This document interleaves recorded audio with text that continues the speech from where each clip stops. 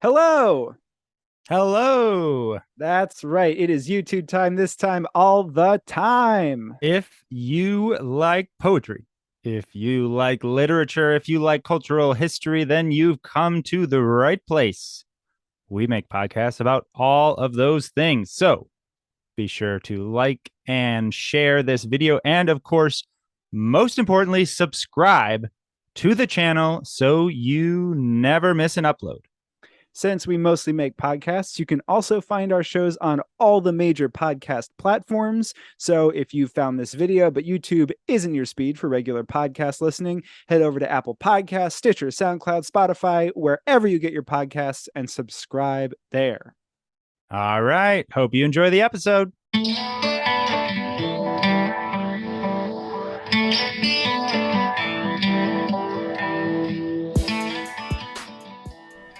Hello, and welcome to an all-new episode of Close Talking. I am your co-host, Jack Rossiter-Munley. And I am your other co-host, Connor McNamara Stratton. And today we have yet another excellent poem for you. We're going to read the poem, talk about it, and read the poem again. Before we do so, a quick mention that one of the best ways to help us find new listeners and to help boost us up the iTunes Apple Podcasts algorithm is through ratings and reviews. And so we've been really lucky to get quite a few of those lately. But if any of you out there are listening and like what we do, it would mean so much to us if you hopped over there and gave us a quick 5 stars and wrote a couple of thoughts in those review panels. It means a whole lot, and it helps. It really does. Today's poem is by Carmen Gimenez Smith, and it is called Decoy Gang War Victim. Yeah, and we should probably... This is an interesting poem for a number of reasons. One of which probably worth explaining a little bit before we read the poem. It's an ekphrastic poem, so it's about... or based off of a photograph that's also called Decoy War Gang Victim, which was taken by Harry Gamboa Jr., who's a photographer and part of it was like a Chicanics collective in the 70s or something. the ASCO Collective from 1972 to 1987. Yeah. And the photo is... How would you describe it, Jack? It is a scene of a city street at night with streetlights in the background, and the foreground is mostly empty, but towards the center of the entire image, there is what appears to be a young man lying down in the middle of the city street, and on either side of his body are lit flares of the kind that you would find like roadside flares. And so they're not hugely bright, but they are shining on either side of him, somewhat similar to the streetlights that are in the background. Yes. And it's a very blue photo.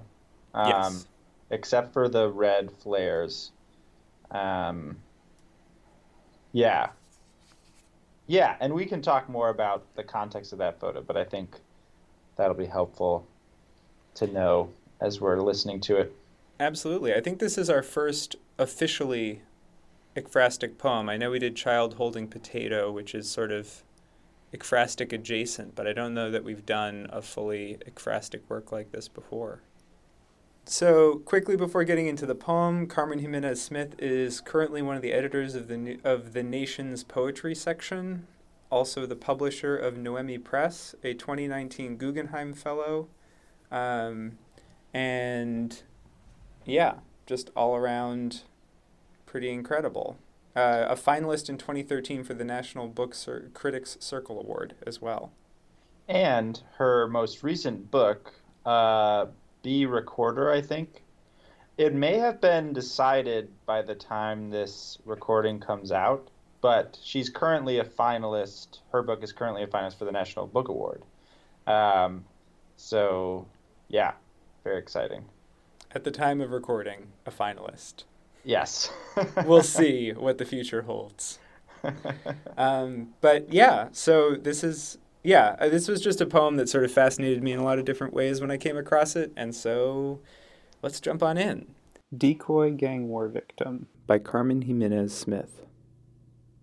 Just a tick ago, the actor was a Roman candle, shot to the sky, smudged by rain's helter skelter. His motivation was, He's a stooge on LA's sodden turnpike, so we have to make art. Got to rezone and react. The world the bare wall to his bullet. Gotta rile up the populace to fortify the arsenal. Once in a while, repopulate and penetrate, paint a list of incitement onto the walls. An elder told him that to overturn the city, one must surrender body, belongings, to the one explosive spectacle of truth, making it ongoing. Pay attention. To overturn the city, not just the scraps, but fervor itself. Not just the wan broadcast of indignation, but IRL incursions into the workhouses and poorhouses to inflame the 1,000 points of light. A lean surge. Departure pinks both ends of him. He's the nth layer, folded into the stand's nerve. Cool. Cool. Yeah. There's a lot going on in here. So the other thing about the photo is that after Harry Gamboa Jr. took the photo, he then went around to newspapers and was like, this is the last person killed by gang violence. You should put this photo out there, which was sort of an artistic action on the part of Asco and Harry Gamboa Jr. because they were upset about the depictions of people from their neighborhoods, and particularly people with dark skin, in media as only being thought of as victims of gang violence or perpetrators of gang violence and not depicting more. So essentially, the idea was like, that's over now. So no more talking about or focusing on that. Time to look at other things. Like, this is the last victim of gang violence. We're done. Yeah. Yeah, and it was like there was such a spectacle, which I think is still something that goes on now, of like the TV, like when they were talking about it, they would name everybody, and like it was such a, anyway, I think Gamboa Jr. said something about how he hoped that this would like give people a moment of pause before and consider what the media and everyone his role is in terms of like perpetuating both the violence itself and also like the perception of this community. Yeah, this poem is so fascinating. I think it's one where we should try to give it a play-by-play, although it might be a little hard. The beginning, so like we have an actor who I think is referring to the Gimenez Smith is imagining the guy in the photo is kind of like an actor in some kind of film or whatever. And so he starts out, just a moment ago, he was like shot to the sky like a Roman candle or something, but now he's sort of lying on the ground. And it's sort of like it's like talking about what his motivation was as like his role in this situation. And then there's kind of this language about what one has got to do, like got to rezone, react, got to rile up the populace.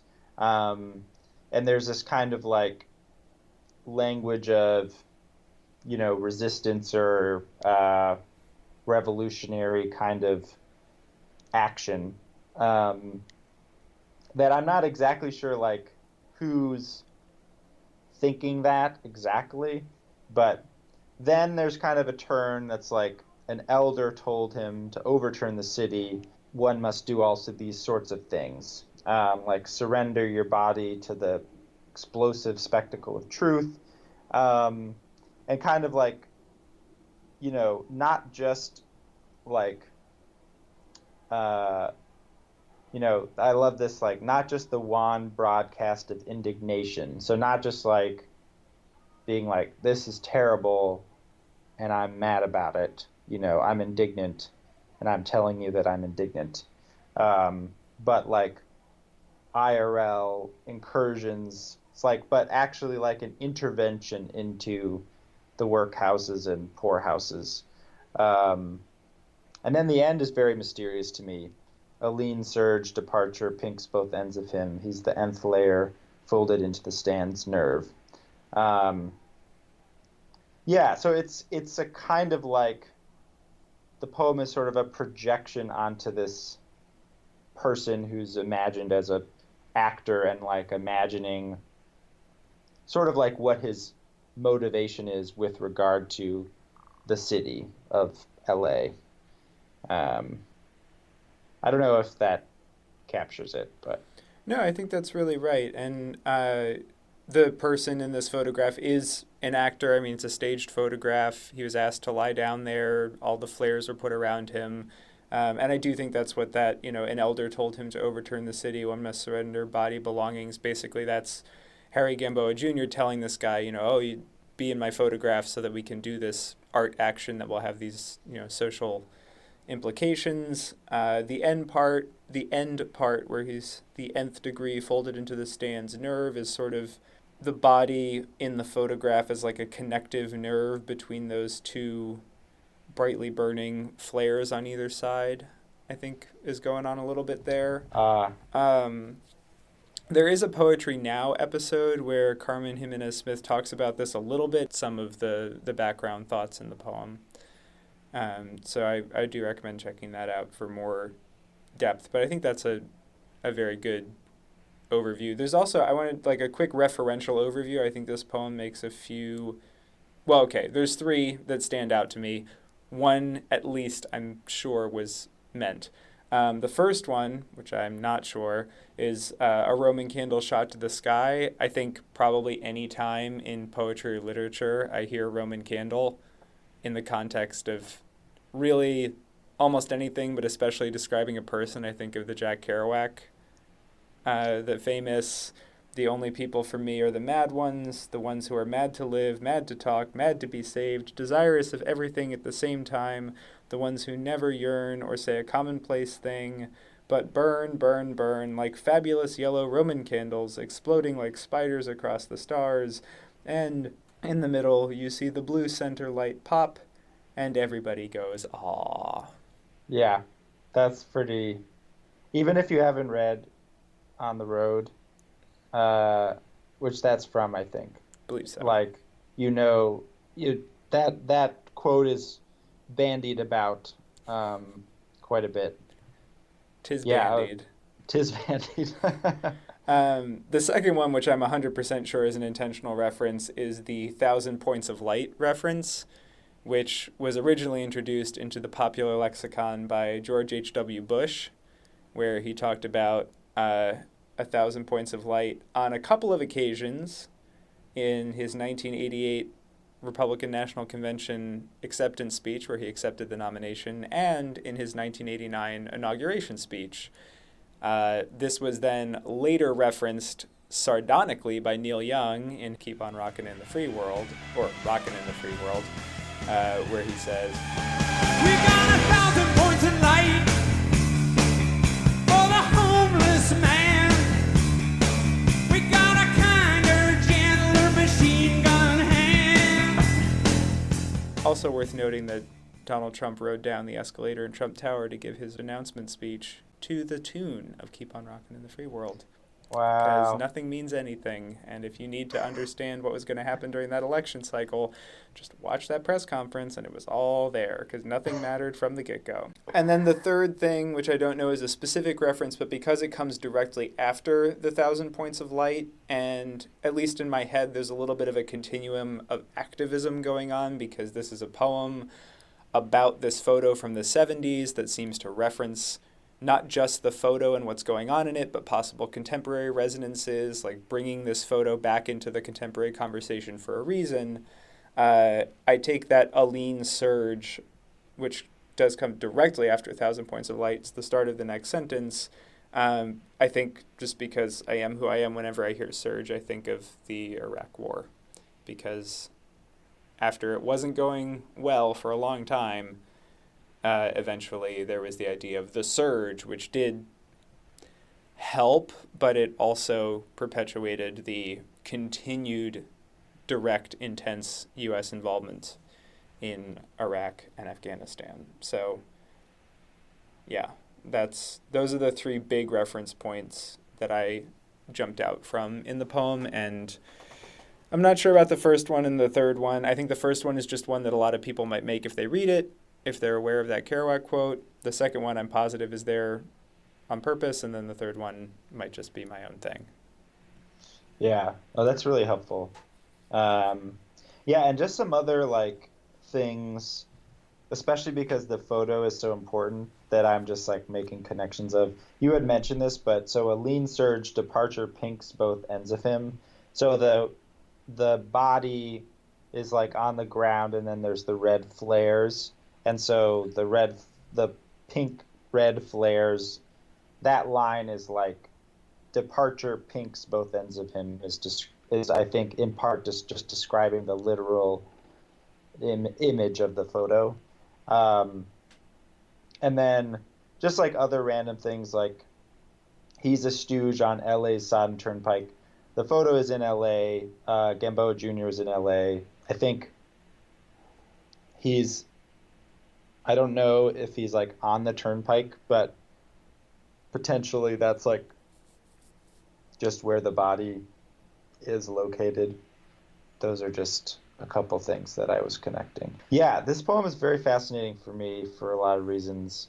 And I feel like there's so much going on, so I don't exactly know where to begin, but I'm curious, like... Well, this was going to be my first question, because there's a lot going on in this poem. It is helpful to have the photo for context, but does it feel fully cohesive, or does it feel a little bit scattered as you're going through it? Yeah, so this is probably an indirect answer to your question. The difficult but interesting part about it is like the voice and the perspective of the poem is a little like deliberately hard to pin down. So like the actor and the body is referred to in the third person. So like just a tick ago, the actor was a Roman candle. He's a stooge. But then there's this kind of like sort of, so in one sense we're like, okay, the speaker is looking at the photo or like is in the imagining it being in the scene and like witnessing this person and describing it. But then there's this like other language, like got to rile up the populace to fortify the arsenal. You know, like the rhythm of that phrase, by the way, is so good. Yeah. Got to rile up the populace to fortify the arsenal. It's like, damn, all of a sudden, and it comes right when it's talking about something that's like quasi-militaristic, and it immediately goes into like a marching cadence. That struck me the first time I read it out loud. Sorry, please continue. Yeah.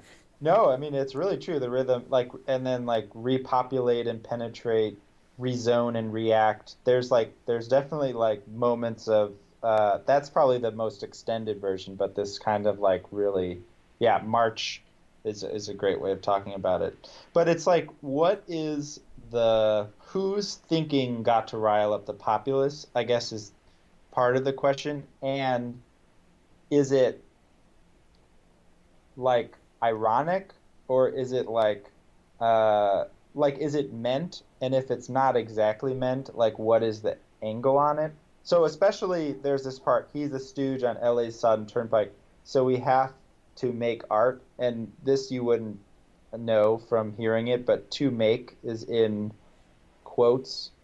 So there's already like a sense of, I don't know, it's like, not that the speaker is skeptical of the photo itself, but maybe, but then skeptical about something. And like some of the language is so kind of like deliberately like recognizable as like pump up language, or also like taken from certain dictions, like rile up the populace. Like the use of populace is like it's not like rile up the people or like get everyone riled up or something, which if someone said that, I'd be like, okay, this is maybe like an earnest sort of like, we got to get everyone going kind of thing. But like rile up the populace, fortify the arsenal is like, uh, and then like once in a while repopulate and penetrate. It's like, anyway, it's rezone and react. There's like terms. So I'm just like, this is a sort of scattered, but it's like, where is the speaker coming from? Which I assume is maybe different places at the same time. But that was kind of like, in terms of like being cohesive, that was like my initial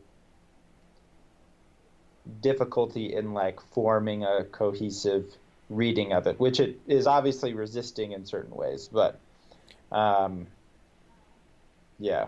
I agree. And I think your point about it resisting, I think that's a really good one because it does seem to be intentionally pushing and pulling against exact location. Because going along with those changes in diction, there's also, I found, a little bit of like temporal uncertainty. The voice seems to exist in different times because you have this whole piece about discussing the motivation, and an elder told him that to overturn the city. That could be someone from now reflecting back, but it feels somewhat immediate, and it feels like it's in the time of the photo or in that conversation that happened between the artist and subject before the photo.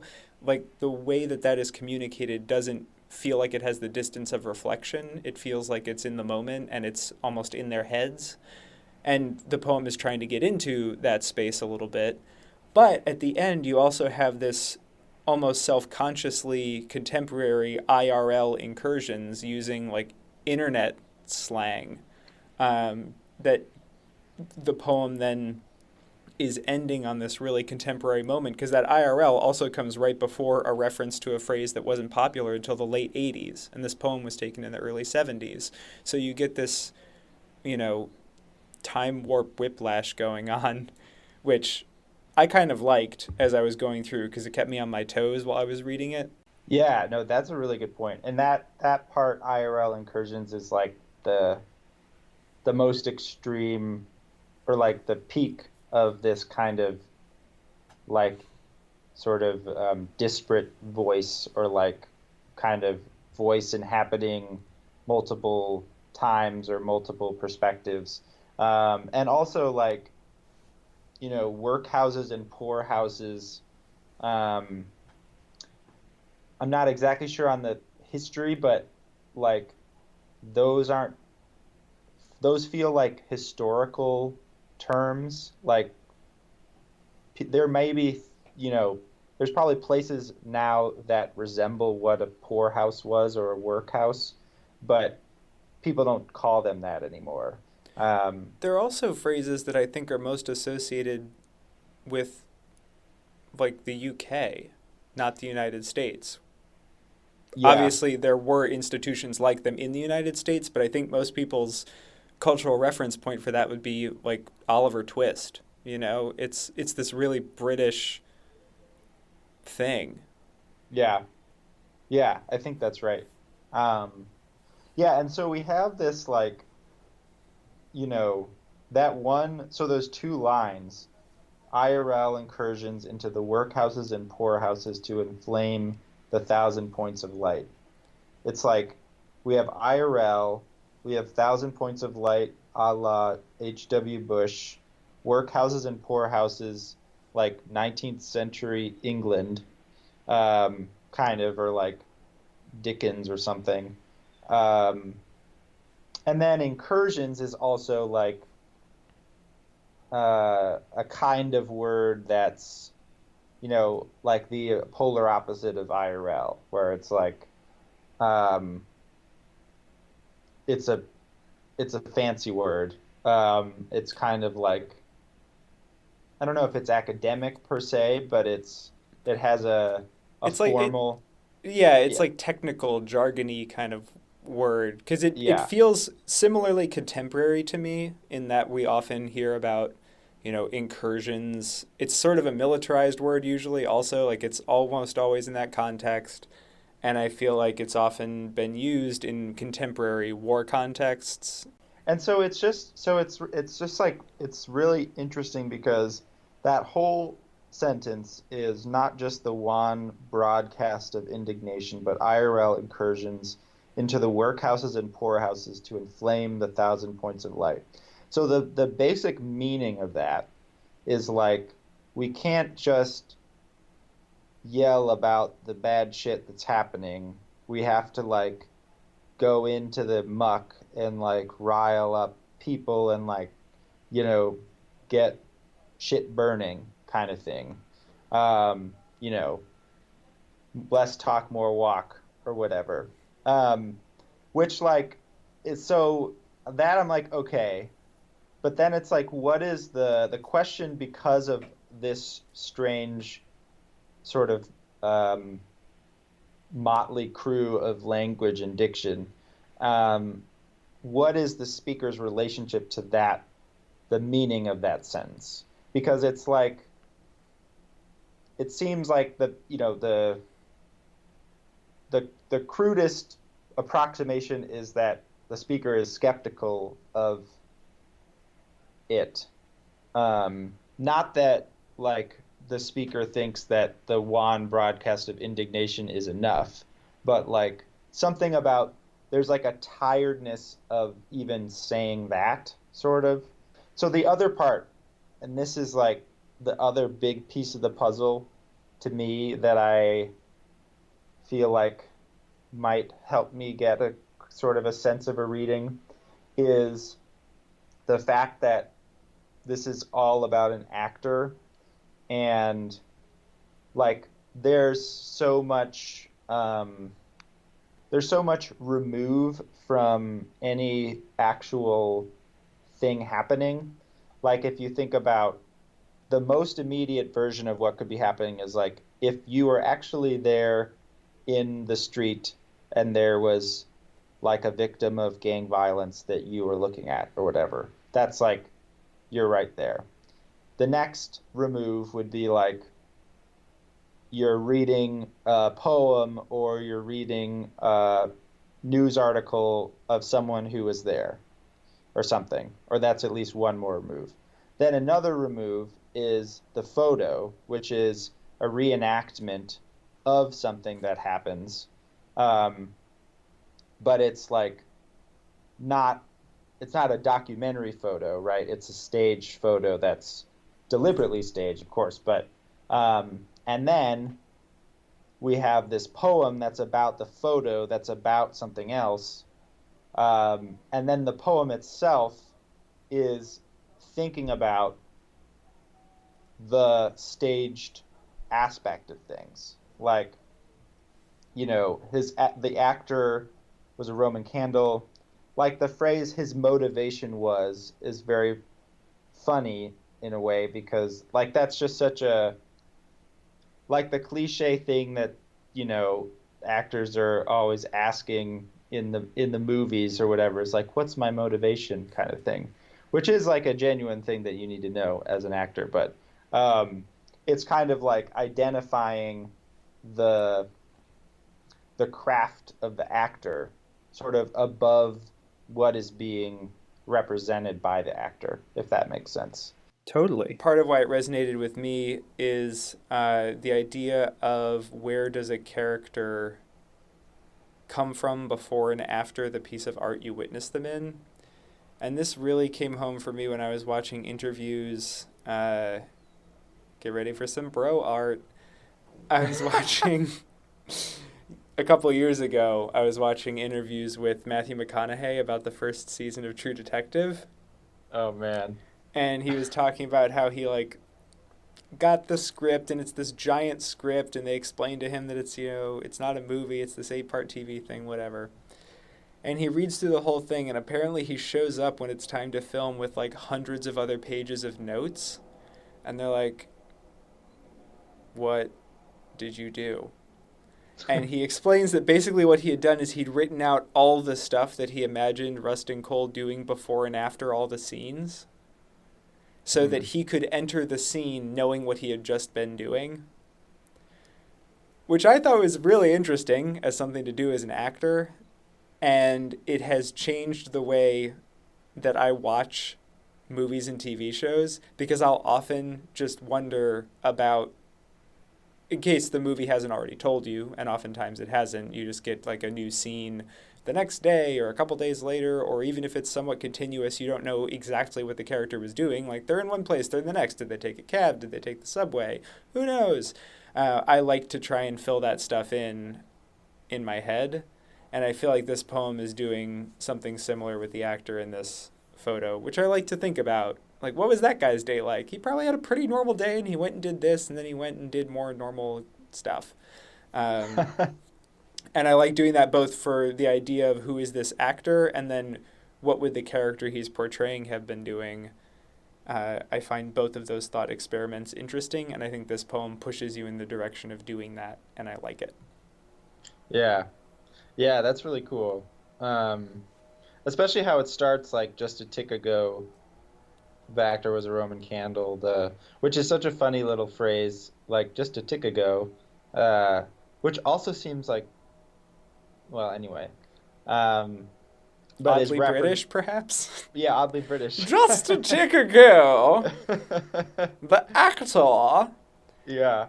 And is like so casual too. It's very, yeah, it's a fascinating way to start the poem. It does then immediately talk about the Roman candle, and the theme of explosives and projectiles comes up, and the tick of a bomb about to go off. It also sort of plants that idea in your mind, I think, because that's certainly where I went initially when I read just a tick ago the actor was a Roman candle shot to the sky. I'm immediately thinking tick, tick, tick, boom in my head. Yeah, no, that's really right. Yeah, and it is kind of like the question that, in terms of like, what were you doing before, what were you doing after? That is a, like, in my days of my youth, when I did a little acting, we did often, the director was like, what are you doing before you walk through that door, kind of thing. So I think that's a pretty common direction, right? Yeah, but McConaughey just went balls to the wall. It makes you think about like the strangeness of art in that sense, in like a photo or a poem, in that it's, you know, it's a frozen moment of time or whatever. I don't know, in some ways confines art to like, I can see how one would be skeptical of this language, especially in a poem, because it's then going to be this like frozen document kind of,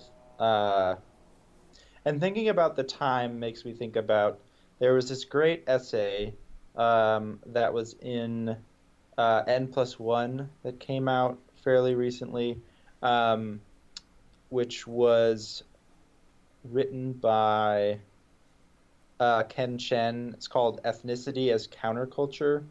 And it was kind of about the Asian American writing workshop, like the arts organization, and like thinking about what its role and like what it is exactly, I guess. And it was trying to kind of like tease out, I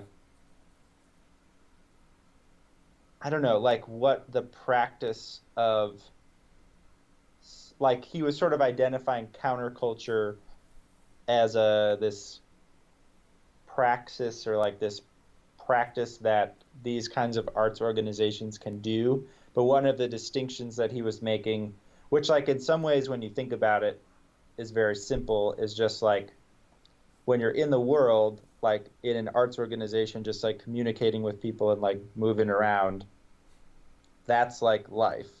And like the writing is not life. It's like this other thing, which is important.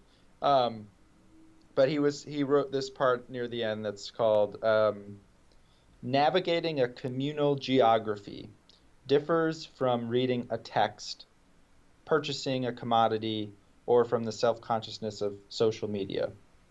You navigate a material place in the time of your body, rather than emitting dispatches into a dematerialized zone of no context. And, you know, this is the end of it. Life happens when you are not making declarations. Life happens when you are with other people. So do new openings for your aesthetics and your politics.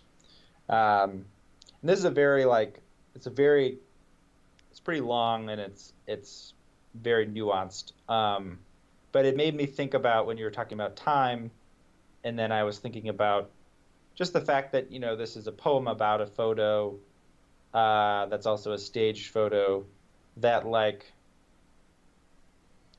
it's, and this language skepticism, and this sort of talk about, like, you know, like the poem is sort of thinking about those declarations that Ken Chen was talking about, like, you know, life happens when you are not making declarations. There's a similar kind of skepticism of, like, got to rile up the populace, or, like, not the one broadcast of indignation.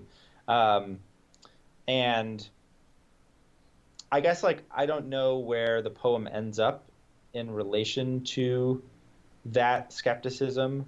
But there's a sense that, like, there's so much happening, and, like, and there's this, like, attempt of representation through the photo and through art and through the poem to, like, access or change that happening, I guess, that seems sort of to be failing at a certain point. I don't think that's where the poem ends, but I don't know where it goes after that, but it seems to me to be grappling with, like, those kinds of issues. I don't know if that makes sense. Totally. That's really interesting. I'm going to have to look up that article now. It's really good. I really recommend it. We will be sure to link it for everybody to enjoy. Absolutely. Provided we can link it. I think we can. Yeah. Should we read it again? I think we should. Decoy Gang War Victim by Carmen Gimenez Smith. Just a tick ago, the actor was a Roman candle, shot to the sky, smudged by rain's helter skelter. His motivation was, he's a stooge on LA's sodden turnpike, so we have to make art. Got to rezone and react. The world the bare wall to his bullet. Got to rile up the populace to fortify the arsenal. Once in a while, repopulate and penetrate, paint a list of incitement onto the walls. An elder told him that to overturn the city, one must surrender body, belongings, to the one explosive spectacle of truth, making it ongoing. Pay attention. To overturn the city, not just the scraps, but fervor itself. Not just the wan broadcast of indignation, but IRL incursions into the workhouses and poorhouses to inflame the 1,000 points of light. A lean surge. Departure pinks both ends of him. He's the nth layer, folded into the stand's nerve.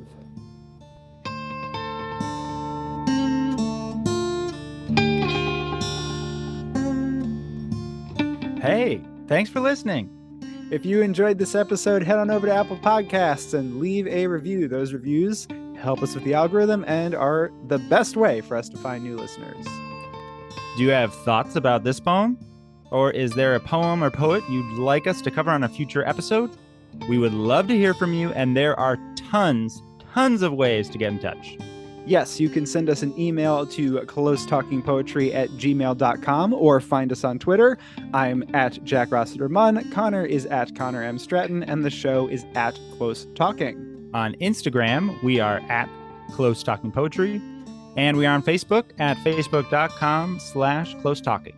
And speaking of all of those many and varied social media platforms, a very special thank you to our incredible social media manager, Corey Chena.